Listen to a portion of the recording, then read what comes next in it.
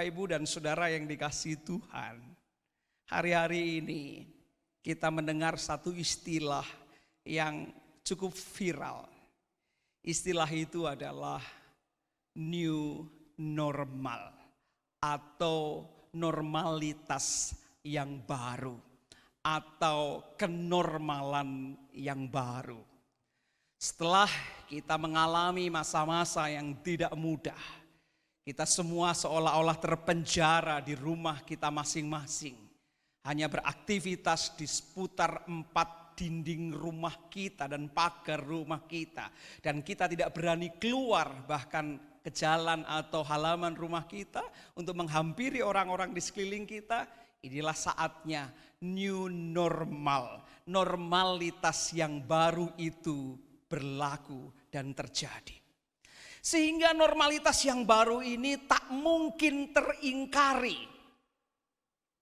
Normalitas yang baru ini tak mungkin terhindari. Semua orang harus memasukinya, suka atau tidak suka. Memang gak selalu mudah karena normalitas yang baru yang tak mungkin teringkari oleh kita ini, harus kita masuki ini selalu menyisakan kegugupan dan kegagapan. Bukan hanya itu saja, bahkan bisa berujung kepada ketakutan. Itu sama seperti yang terjadi dengan murid Tuhan. Para murid Tuhan rasanya belum siap untuk memasuki sebuah era baru, memasuki new normal. Mereka belum habis pikir ketika Tuhan Yesus, guru dan Tuhannya, tiba-tiba ditangkap, tiba-tiba diadili, tiba-tiba dibunuh, tiba-tiba mati. Belum cukup mereka bisa menghayati itu.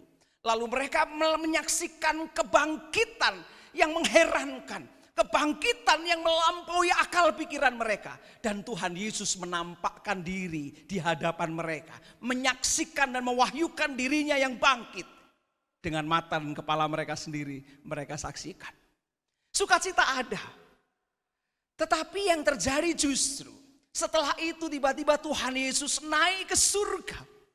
Meninggalkan mereka untuk berjalan sendiri-sendiri di tengah dunia ini.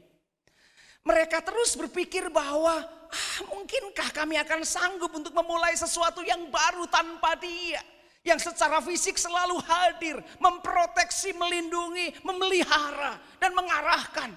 Dan bersama-sama dengan Dia kami selalu melihat keajaiban demi keajaiban. Bersama dengan Dia kami terlindung oleh kuasa kasih-Nya. Bahkan kami sanggup melakukan segala sesuatu yang seolah-olah kami tidak sanggup mengerjakannya. Dan kini kami harus memasuki era baru, new normal yang kami sendiri tidak tahu. Karena Kristus Yesus Tuhan naik ke surga. Sehingga sempat kalau Bapak, Ibu, dan Saudara perhatikan dalam kisah kenaikan Tuhan Yesus ke surga. Para murid pun berkata, Tuhan, maukah Engkau memulihkan kerajaan Israel bagi kami semua? Dengan kata lain, mbok ya jangan pergilah Tuhan. Tetaplah tinggal bersama dengan kami. Tetaplah ada bersama-sama dengan kami. Melangkah, berjalan, mengerjakan apa yang Tuhan kehendaki bersama-sama dengan kami. Karena kami tidak tahu apa yang harus kami lakukan dan dengan kekuatan apa kami harus melanjutkan dan memasuki new normal itu. Ada kegagapan, ada kegugupan yang berujung kepada ketakutan dan ketidakpercaya dirian. Dan memang saudara, acap kali kalau kita harus memasuki sesuatu yang baru. Rasanya ada kegelapan di depan kita yang tak tertembus. Rasanya pekat banget karena pikiran dan hati kita bertanya, kira-kira apa yang akan terjadi ke depan? Sama seperti yang kita alami hari ini pun sama seperti yang dialami oleh para murid saat itu. Pasca Tuhan Yesus bersama-sama dengan kami. Setelah Tuhan Yesus tidak lagi ada di bumi. Setelah Tuhan Yesus kembali ke surga. Lalu apa yang akan terjadi dengan kami? Lalu apa yang akan terjadi dengan bangsa kami? Lalu apa yang akan terjadi dengan bumi ini? Ada kegelapan yang gak mudah untuk ditembus. Demikian juga rasanya ada kehancuran yang gak mungkin terpulihkan. Hati mereka tersayat-sayat. Mereka orang-orang sederhana. Mereka orang-orang dari Galilea. Gak punya modal apa-apa. Lalu mereka harus ada di Yerusalem, di pusat kota. Berhadapan dengan orang-orang pintar, berhadapan dengan orang-orang yang berkuasa, berhadapan dengan orang-orang yang punya uang. Mereka gak berdaya. Mereka sudah meninggalkan segala sesuatu di Galilea dengan peristiwa-peristiwa yang sempat memupuskan harapan dan melahirkan keputusasaan. Kira-kira apakah kehancuran ini bisa dipulihkan? Saya pun sempat bertanya, pemulihan macam apa yang akan terjadi atas bumi kita kalau toh kita berani berkata sesuatu yang normal baru itu akan datang? Mungkinkah kegelapan yang sangat pekat akan masa depan itu bisa kita belah? Mungkinkah kehancuran yang bersama-sama dihadapi oleh segala bangsa ini lalu kemudian dipulihkan? Kuasa dan kekuatan apa yang bisa memulihkan ekonomi kita? Kekuatan apa dan kuasa apa yang bisa menjadikan bangsa manusia tetap moving on di tengah pandemi yang katanya virus ini tidak mungkin lenyap. Sehingga presiden kita harus mengatakan, sudah saatnya kita bersahabat dengan virus itu. Tetapi jujur, kita pun belum tahu, bukankah ke depan masih gelap? Bukankah seringkali ada kekhawatiran dan kecemasan, serta ketidakpercayaan? Mungkinkah kehancuran ini terpulihkan? Saudara yang dikasihi Tuhan, para murid terjebak dalam ruang nostalgia. Pikiran mereka mengajak mereka kembali ke belakang untuk merasakan saat-saat indah bersama dengan Tuhan Yesus. Saat-saat indah bagaimana mereka dipanggil di tepi danau Galilea, lalu diajak untuk mengikut Yesus, seorang guru yang pengajarannya hebat. Dan bukan hanya pengajarannya yang hebat, tetapi dengan mata kepala mereka sendiri menyaksikan kuasa yang hebat, tanda-tanda surga itu dikerjakan oleh Tuhan Yesus. Pikiran dan hati mereka kembali berputar menuju masa lalu dan mereka terjebak dalam ruang nostalgia itu dan sulit untuk move on.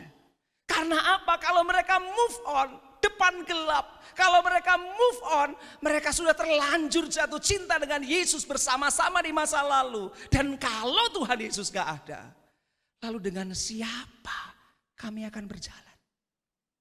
Saya mau bilang, jangan izinkan dirimu untuk terjebak dalam ruang nostalgia itu. Kita hidup hari ini dan masa depan. Masa lalu sesungguhnya tidak ada. Jangan izinkan kakimu, pengalaman apapun juga yang pernah terjadi atas hidupmu untuk mengikat langkahmu berjalan ke depan.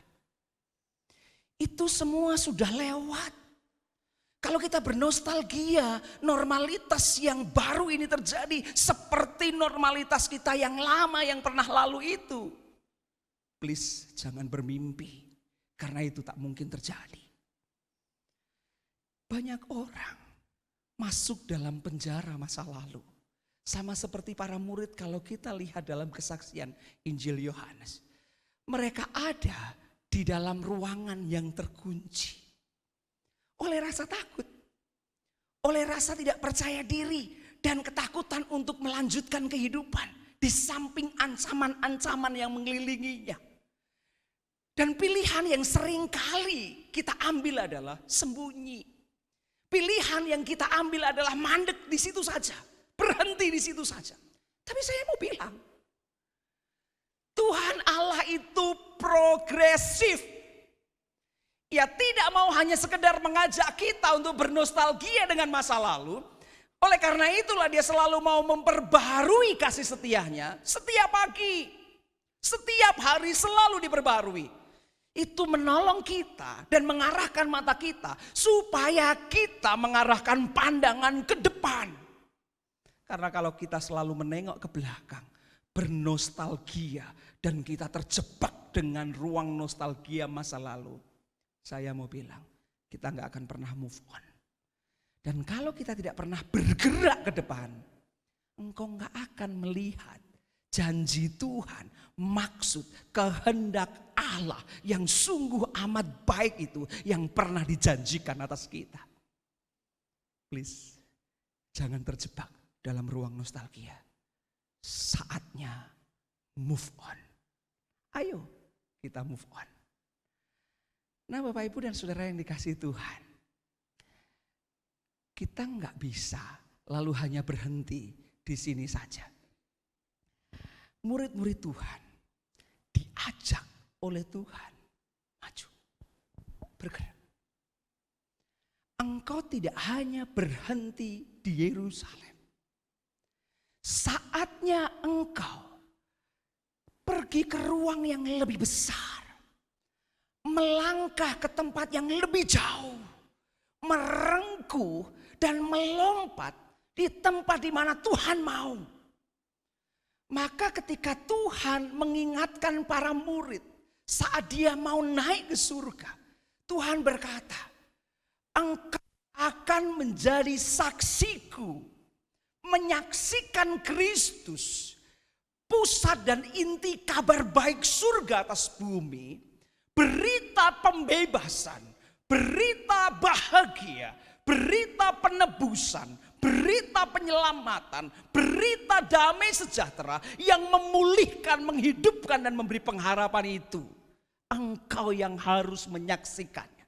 Dari dalam mulutmu, dari dalam hidupmu terpancar kiranya Kristus sang kabar baik, Kristus sang penyelamat, Kristus sang hidup, Kristus sang kebenaran, Kristus yang membawa damai sejahtera bagi semua.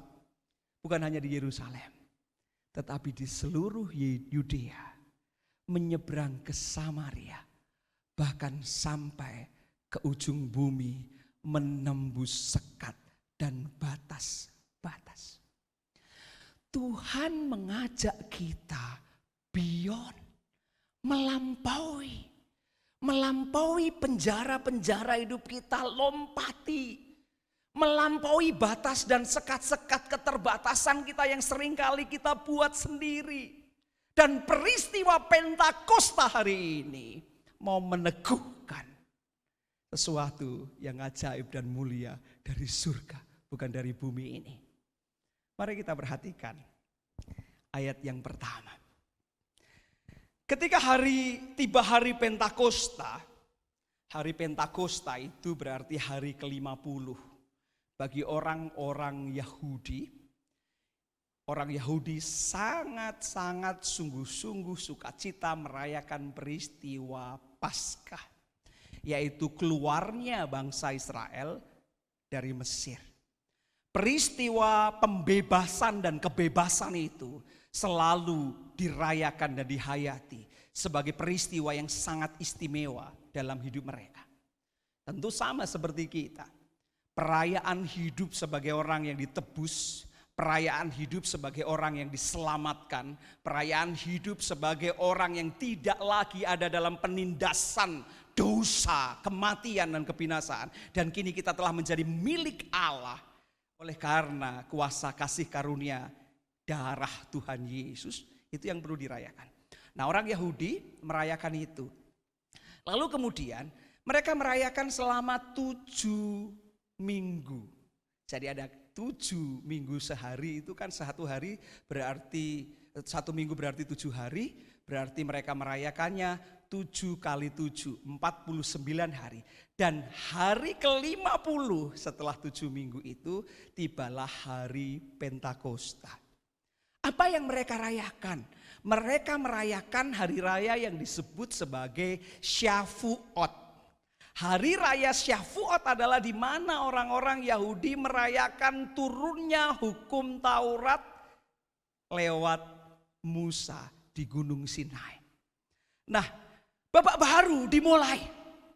Syavuot ini adalah hari raya untuk menjadi penanda hadirnya era baru. Era baru yang seperti apa? Di mana umat Allah mengikat kembali perjanjian dengan Tuhan Allah semesta alam yang berkuasa atas bumi dan surga, yang menjadikan mereka umat kepunyaannya, supaya mereka tidak lagi berjalan dalam kegelapan, tetapi berjalan dalam terang. Tidak lagi berjalan tanpa ukuran dan tanpa arahan, tetapi mereka memasuki era baru berjalan dalam kebenaran. Hari Syavuot itu menjadi penanda perjanjian bagi umat Allah, sehingga umat Tuhan itu disebut sebagai Kahal Yahweh atau umat Tuhan. Kapan? Kapan umat Yahudi disebut umat Tuhan? Ketika firman Allah, hukum Tuhan hadir menjadi terang dan ukuran kebenaran bagi hidup mereka. Hukum Taurat itu menjadi penerang atau yang mengarahkan dan menuntun mereka supaya sampai kepada tujuan Allah, yaitu tanah perjanjian, sekaligus menjadi tatanan hidup, ukuran hidup yang harus mereka pakai selama mereka menjadi umat Allah di tanah perjanjian. Jadi era baru dimulai di hari Pentakosta itu, mereka merayakan Syavuot, turunnya hukum Taurat. Era baru dimulai, mereka menjadi Kahal Yahweh. Nah pertanyaannya, apa yang terjadi di hari itu? Semua orang percaya berkumpul di satu tempat. Tiba-tiba turunlah dari langit suatu bunyi seperti tiupan angin keras yang memenuhi seluruh rumah. Ingat, yang hadir ternyata adalah tiupan angin. Kalau tiupan angin berarti pneuma. Itu kata yang sama yang dipakai dalam bentuk sebagai roh, diterjemahkan sebagai roh. Allah adalah roh yang tiba-tiba hadir seperti tiupan angin. Mari kita perhatikan. Di mana mereka duduk dan tampaklah kepada mereka lidah-lidah seperti nyala api yang bertebaran dan hinggap pada mereka masing-masing. Bukan hanya angin yang datang, tetapi api yang menerangi ruangan itu tinggal di atas kepala orang-orang yang hadir di sana. Bapak, Ibu dan saudara yang dikasihi Tuhan, kita jadi ingat apa janji Tuhan ketika dia mau naik ke surga. Tuhan bilang gini, kamu akan menerima kuasa. Kapan? Kalau Roh Kudus turun atas kamu. Dan Tuhan nyuruh mereka bersekutu dan berkumpul dan berdoa menantikan saat itu.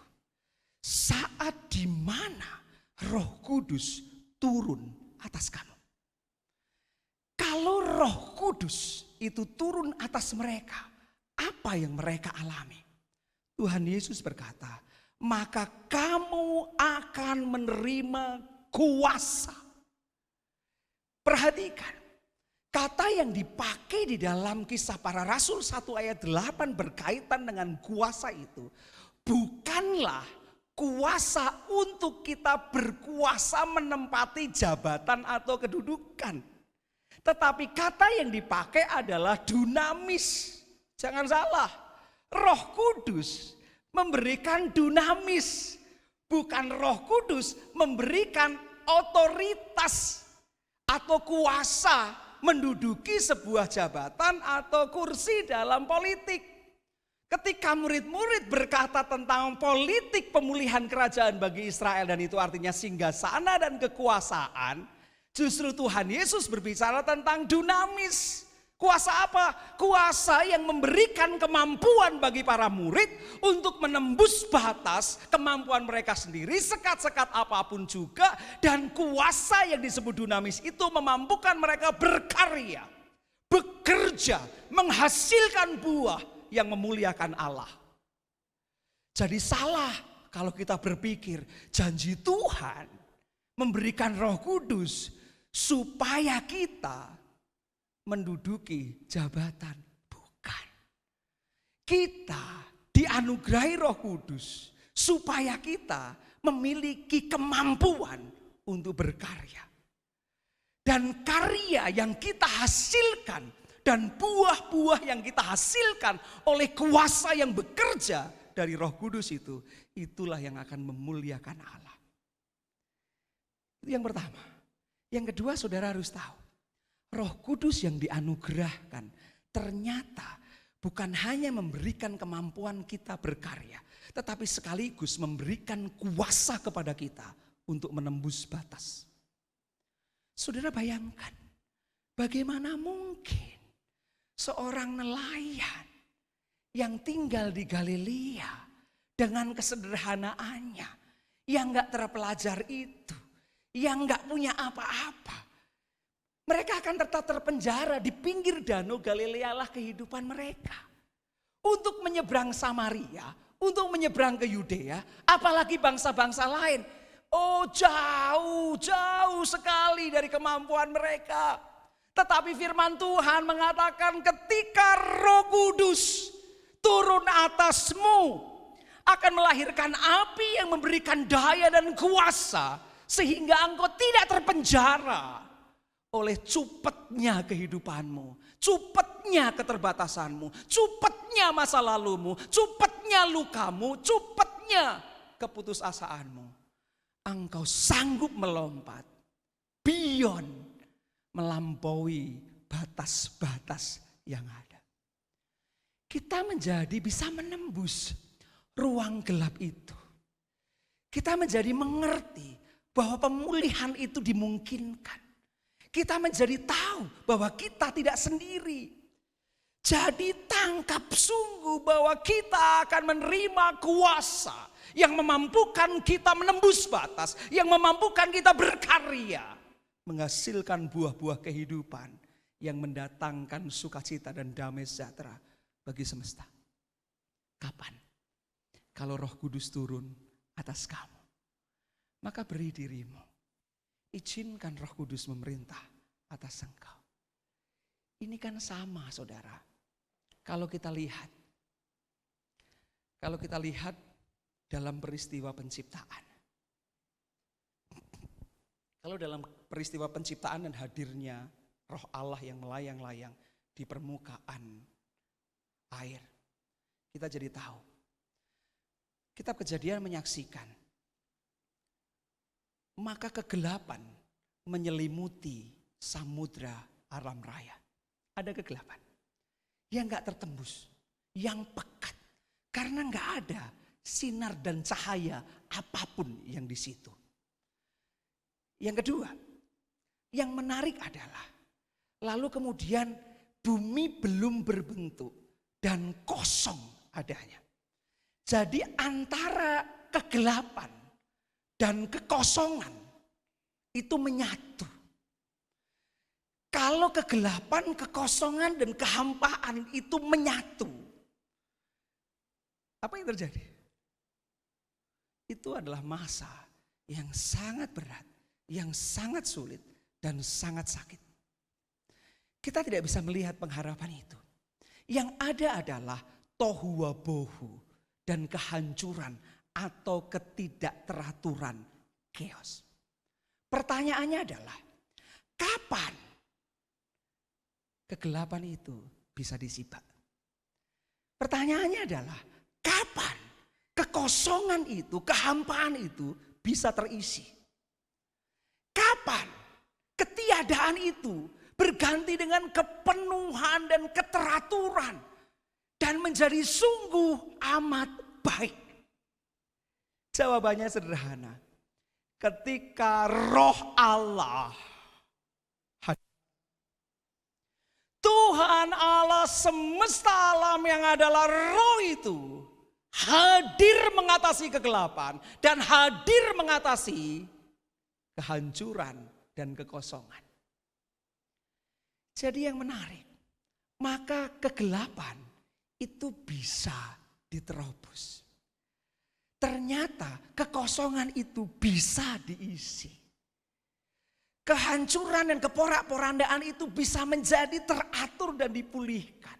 Kuncinya satu, ketika Roh Allah hadir. Maka Peristiwa Pentakosta dengan hadirnya Roh Kudus, Roh Allah sendiri, membuat kita berani berkata, selamat tinggal gelap. Kenapa? Yang hadir adalah terang. Maka disimbolkan dengan lidah-lidah api dan terang terjadi. Maka please saudara, kenapa kita mengira bahwa kegelapan di depan kita tidak pernah bisa disibak? Bapa di surga, di dalam Tuhan Yesus meneguhkan kita.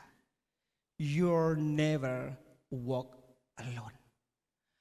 Engkau tidak berjalan sendiri. Tuhan Yesus meneguhkan para murid, tidak mungkin aku akan membiarkan engkau berjalan sebagai yatim piatu. Aku tetap akan ada bersama-sama dengan engkau. Aku akan minta kepada Bapa supaya dia memberikan rohnya kepadamu di dalam namaku. Supaya kita tidak berjalan sendiri. Engkau memperoleh terang sejati. Sehingga kegelapan yang pekat yang seolah nggak kita bisa sibak. Yaitu masa depan dalam new normal apapun namanya ini. Kalau Roh Kudus berkuasa atas hidupmu, akan ada api yang menerangi hidupmu. Yang menjadi suluh bagi langkahmu. Yang menjadi pengarah untuk engkau mengerti kemana engkau harus berjalan. You'll never walk alone. Tuhan sekali-kali tidak akan pernah meninggalkan engkau. Roh Kudus turun selama tinggal gelap. Roh Kudus turun selama tinggal kehampaan dan kekosongan. Karena begitu Roh Allah itu hadir menyibak kegelapan, lalu kuasa yang mencipta itu terjadi, maka tatanan yang sungguh amat baik dan harmoni itu terjadi. Hidupmu akan diisi oleh Dia. Maka benar kata Tuhan Yesus, aku datang supaya mereka memiliki hidup dan memilikinya dalam kelimpahannya, dalam kepenuhannya, bukan kekosongan, dalam pengharapan, bukan keputusasaan, dalam keberdayaan, bukan kelemahan dan keterbatasan kita yang menguasai. Kalau Roh Kudus turun, selama tinggal gelap, selama tinggal kehampaan, juga kita berani berkata, selamat datang terang dan selamat datang kebenaran. Kita sekarang akan hidup dalam terang dan kebenaran.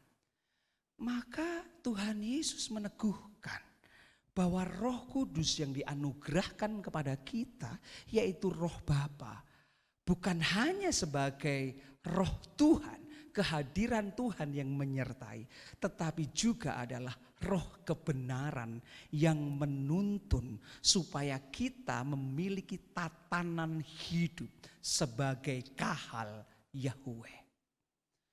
Kebenaran Allah akan disingkapkan. Kita dijadikan mengerti isi hati Bapa. Kita dijadikan mengerti rancangan Bapa yang sungguh amat baik itu. Karena apa? Karena kebenarannya tinggal di dalam diri kita. Kita menjadi mengerti bagaimana kita membangun rumah kita. Kita menjadi mengerti mengapa bagaimana kita harus membangun hidup kita. Karena apa? Ukurannya jelas, tuntunannya jelas, tatanannya jelas. Karena dia adalah roh kebenaran itu. Buah berikutnya, mari kita perhatikan Kisah Para Rasul 2 ayat 11. Kita mendengar mereka berkata-kata dalam bahasa kita sendiri tentang perbuatan-perbuatan besar yang dilakukan Allah. Jadi ada banyak orang berkumpul dari berbagai suku, dari berbagai bangsa, dan dari berbagai bahasa. Murid-murid Tuhan yang menerima Roh Kudus, menerangi pikiran dan hatinya. dipenuhi oleh hadirat Allah, mereka sanggup mendeliver, mereka sanggup mewartakan, mereka sanggup mengalirkan kabar baik di dalam Kristus itu secara jernih. Melewati batas-batas yang selama ini tak mungkin terseberangi. Menjebol segala dinding-dinding yang memisahkan mereka dengan orang lain dan bangsa-bangsa lain. Saudara ingat, dosa itu memisahkan. Satu, memisahkan kita dengan Allah. Pasti. Untung kita didamaikan dengan Allah oleh kasih karunia dalam Kristus Yesus Tuhan kita. Yang kedua, dosa bukan hanya memisahkan kita dengan Allah, tetapi memisahkan kita dengan sesama kita. Sehingga dosa menjadikan orang lain dan sesama kita adalah ancaman bagi diri kita. Peristiwa hancurnya menara Babel adalah buah dari pekerjaan dosa, di mana manusia menginginkan berkuasa atas dirinya dan berkuasa secara rakus atas dunia ini. Dan dosa itu yang menjadikan Tuhan menghancurkan menara yang dibuat manusia. Dan bukan menara saja yang hancur, tetapi juga relasi yang hancur. Mereka menjadi tidak paham satu dengan yang lainnya. Mereka tidak bisa memahami bahasa satu dengan yang lainnya, sehingga manusia gagal paham terhadap sesamanya dan gagal untuk bisa bergandengan tangan, menyatakan kasih dan menghadirkan damai sejahtera bagi semua. Sekian lama batas-batas dan sekat-sekat suku, bangsa dan bahasa itu nggak terseberangi oleh siapapun juga. Dan Roh Kudus menjadikan kabar baik itu yang dibawa menjadi sangat jernih. Untuk siapa? Segala bangsa. Mungkinkah kita menyeberangi sekat-sekat dan batas itu? Yes. Kalau Roh Kudus yang berkuasa atasmu dan Tuhan Yesus yang menjadi pusat hidupmu, Tuhan akan memampukan engkau untuk menghidupi kabar baik itu. Dan kabar baik yang ada dalam dirimu enggak bisa dipenjara oleh apapun juga. Menyanggupkan engkau menyeberangi segala batas-batas untuk menghampiri orang lain yang berbeda dengan engkau, yang berbeda suku, bahasa, ras, bahkan agama, supaya kabar baik di dalam Yesus itu yang isinya adalah pembebasan, yang isinya adalah penebusan, yang isinya adalah penyelamatan, yang isinya adalah damai sejahtera itu bagi seluruh bangsa. Sampai terdeliver dengan jernih. Pentakosta mencatatnya. Kita mendengar dengan bahasa kita sendiri. Bapak Ibu perhatikan. Nabi Yoel sudah lama menubuatkan ini. Peristiwa Roh Kudus menjadikan kita mampu melampaui batas-batas. No discrimination. Enggak ada diskriminasi oleh kehadiran Roh Kudus. Tidak ada sekat-sekat boundaries. Enggak ada. No race, enggak ada rasial. Hitam, putih, keriting, lurus, sipit atau belok, enggak ada. No race, no class. Enggak ada strata sosial, tingkat ekonomi atau jabatan atau apapun yang bisa membatasi. Yang ada adalah profesi, nubuat, pesan Allah untuk disampaikan dan diberitakan. Firman Allah dipahami, dihayati, dihidupi, dideliver kepada banyak orang. Yang ada apa? Vision, penglihatan atau arah yang diberitakan Tuhan, disampaikan Tuhan. Bahkan kepada anak-anak muda untuk melihat masa depan, membangun masa depan yang indah penuh pengharapan itu. Ada pesan Allah, ada vision, dan ada dreams, mimpi, harapan.